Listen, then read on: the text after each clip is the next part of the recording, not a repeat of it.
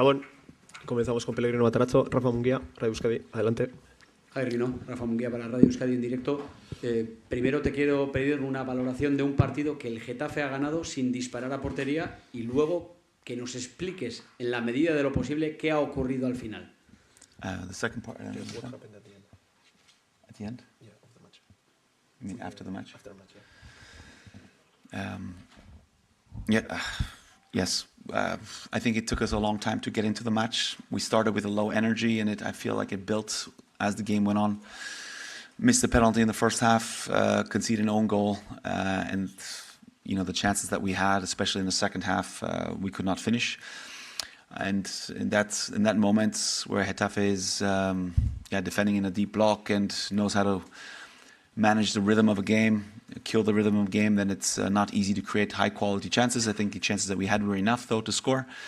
We did not use our chances. We were not efficient enough, but and then you end up losing a game like today. What happened after the match? There were some discussions. I think there was,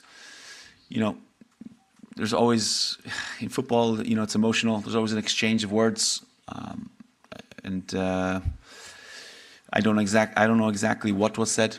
I know that Mikel had to suffer some very difficult words. I don't know if he said something back. I don't think so. I can't imagine that Mikel is that kind of player, but or that person. I know it, and he's a different character.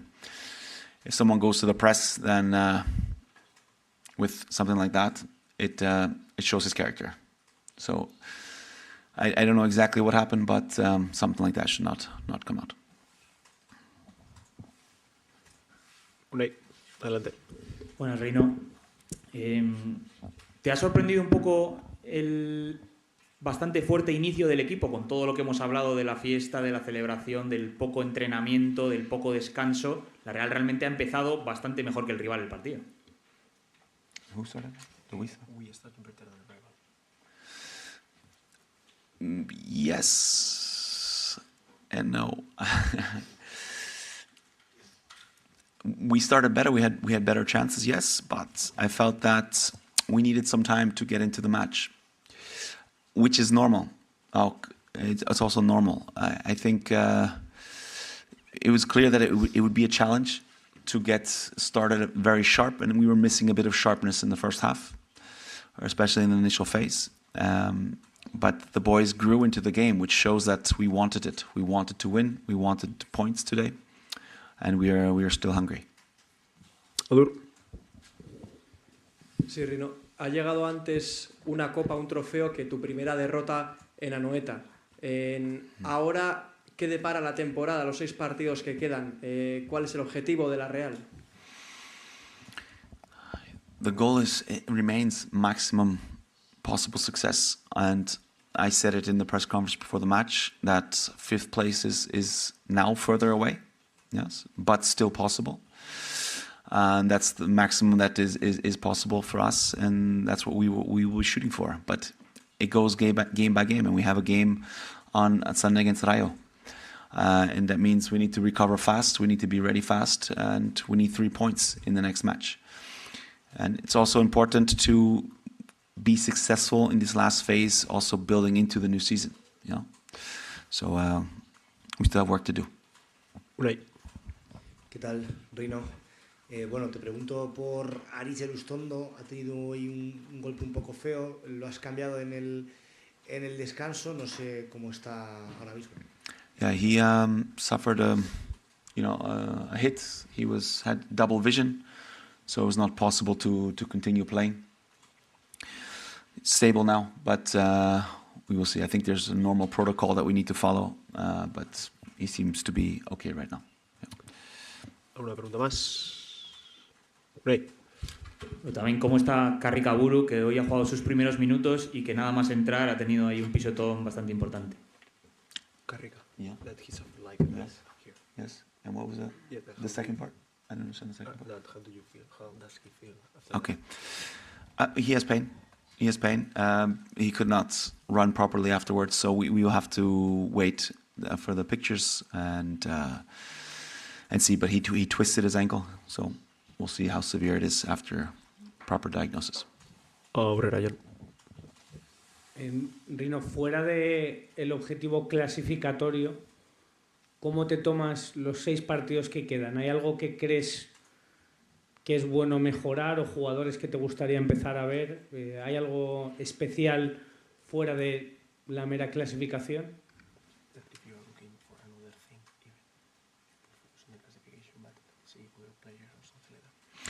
Well, today was a chance for other players to show themselves.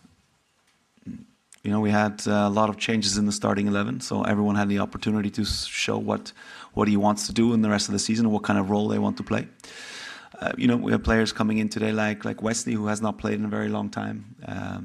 You know, and it's, of course, it's difficult if you start with so many changes that there's, you know, the connection on the pitch is not easy to find. That's why you need to communicate a lot, and that's also a reason for possibly the slow start.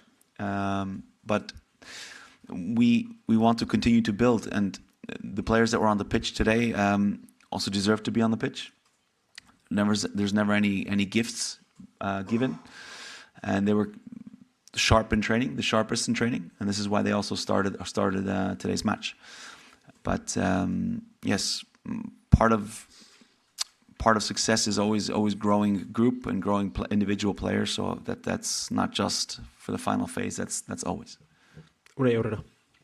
Rino, el cambio más curioso o novedoso ha sido el de ver a Barrenechea de lateral izquierdo. Cuéntanos un poco el porqué de la decisión, lo que has pensado, que si lo tenías planeado de antes o no.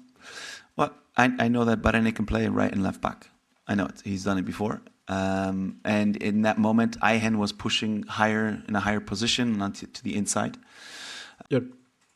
Sí, por no terminar así con mal cuerpo, Rino, de todos estos días, de todo lo que te ha dicho la gente después del título, ¿con qué te quedas? ¿Qué es lo más bonito que te han dicho o un aficionado o alguien del club de todo lo que ha pasado?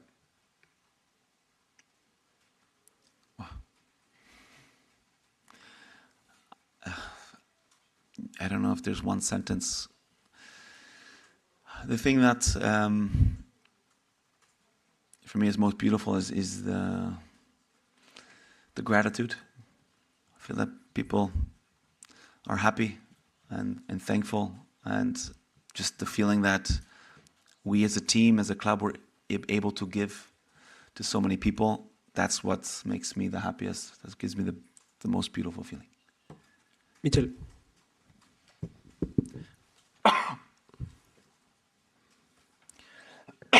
Sí, Rino, una curiosidad.